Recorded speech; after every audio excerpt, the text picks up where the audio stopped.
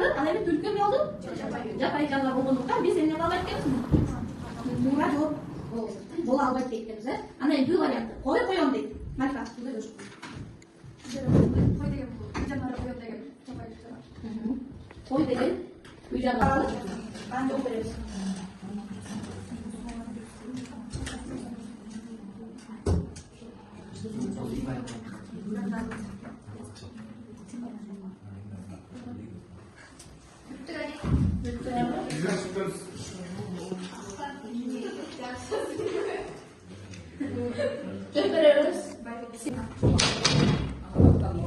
Бизге берилген вариант бул дейм. Жазалоо урдоо, себеп натыйжа байланышы. Урдасаң жазалайт да, жазалоо келип чыгат. Биринчи ошондо натыйжа себеп болду. Анан бул жерде А вариантында мактоо урушу, уруш кандай бул деген карама каршы антон ийгилик байланыш. Кемсиндүү уяттыкка деген бул бир даража байланыш болгон бизде. Ал эми мактоо ийгилик, ал эми Г болсо орун алмашып калган, ошондуктан биздин тандаган вариантыбыз ийгилик болсо ошол мактоо болот. Жакшы. Ошондо кайсы вариант туура деп алдык?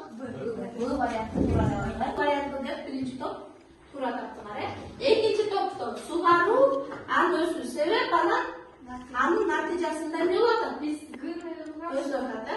Анан эмне болуп калды?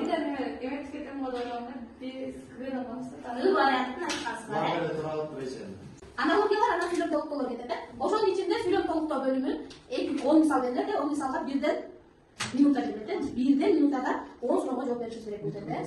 Сүйлөм толуктоо дегенди кандай түшүнөбүз? Ким айтып берет? Сүйлөм толуктоо кандай? Сүйлөм толуктоо кантип иштейбиз?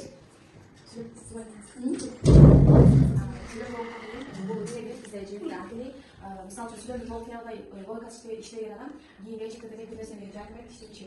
Ошон үчүн жана сүйлөм толуктоого бул жок гана кыргызча гана керек эмес, бул ошол өзүнө ошол биз окуган нерсени аңгартып, мисалы үчүн сүйлөм толуктоо физикадан дагы берип коюштук, ошол вариантты табабыз жана бул ошол сүйлөм толуктоо 10 сабак деп жыйылган. Биз ошонун баардыгына туура жооп беришибиз керек. Сүйлөм толуктоодо бизге тек чыккыча спорт менен машыгандардын көпчүлүгү сууда сүзүүнүн спорттун олуттуу эмес түрү деп эсептешет. Ошондуктан бассейндин ичинде гана бир нече көнүгүүлөрдү жасоо менен жүрөккө өткөгө пайда алып келүүгө толук мүмкүнбүз. Мына бул вариантты беребиз. Эмне себептен изилдедик? Башка варианттар коюп көрөлүчү кана. Ар бир вариантты коюп көрөлүчү. Тек чыккыча спорт менен машыгандардын көпчүлүгү сууда сүзүүнүн спорттун олуттуу эмес түрү деп эсептешет. Бирок бассейндин сыртында гана бир нече көнүгүүлөрдү жасоо менен жүрөк өкпөгө пайда алып келүүгө мүмкүн. Эмне себептен жооп болобу? Бирок да карама каршы чыгып кетет. Экинчиси тек чыккыча спорт менен машыгандардын көпчүлүгү сууда сүзүүнүн спорттун олуттуу эмес түрү деп эсептешет.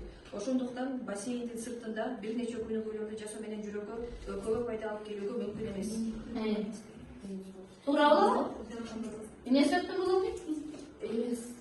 Мүмкүн эмес. Өзүнө каршы чыгат, э? Анан тек чыккыча спорт менен машыгандардын көпчүлүгү сууда сүзүүнү спорттун олуттуу эмес түрү деп эсептешет. Бирок бассейндин ичинде эле бир нече көнүгүүлөрдү жасоо менен жүрөккө өкпөгө пайда алып келүүгө мүмкүн. эмне болуп калды мында?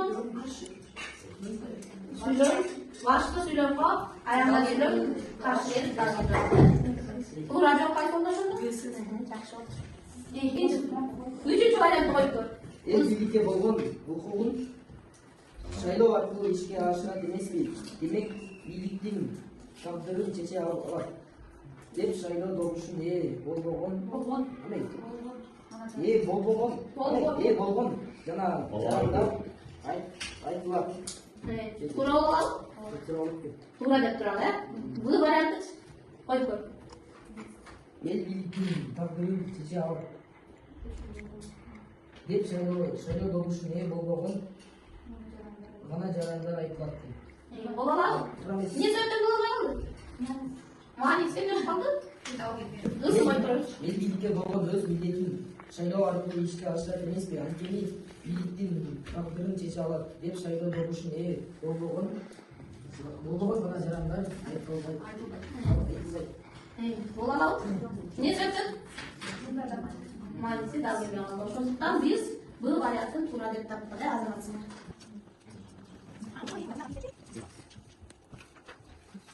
Баштадык балдар.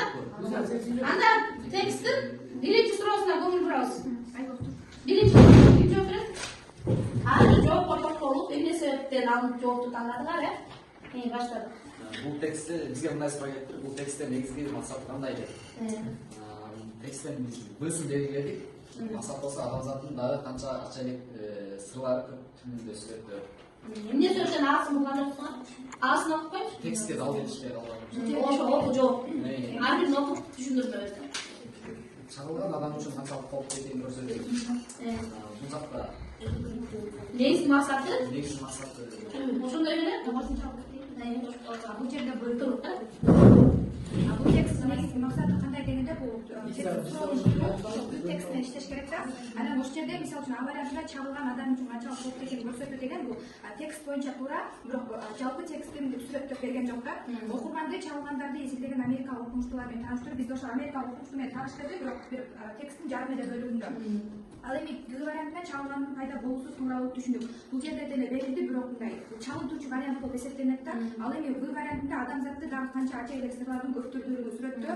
Бул ошол 3 варианты деп жана текстти биз баарын жалпылап айтып кеткен вариант Ошондуктан В варианты туура деп аталды.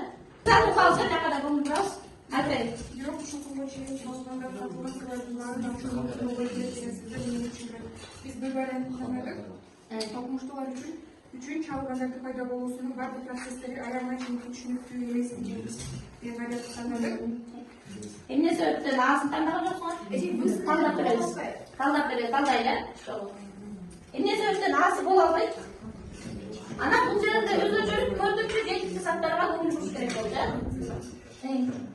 Эмне себептен аасы боло албайт? Окуйбуз, талдайбыз. Аасы коюп окуп көрчү. Чагылгандын кара булуттун ичинде кандай кубулуштар болгонун окумуштуулар түшүндүрө албай жаткан. Эмне себептен болбой калды? Биз экинчи суроодо тырмакчанын ичинде сөз берип жатат, ошону талдап атабыз, 4-чү менен 7-чи сапка байлашып алды. Бул ысык. Бул ысык чагылгандар өтө кооптуу болгондуктан аларды изилдөө мүмкүн эмес деген. Ошол барбы? Ошол?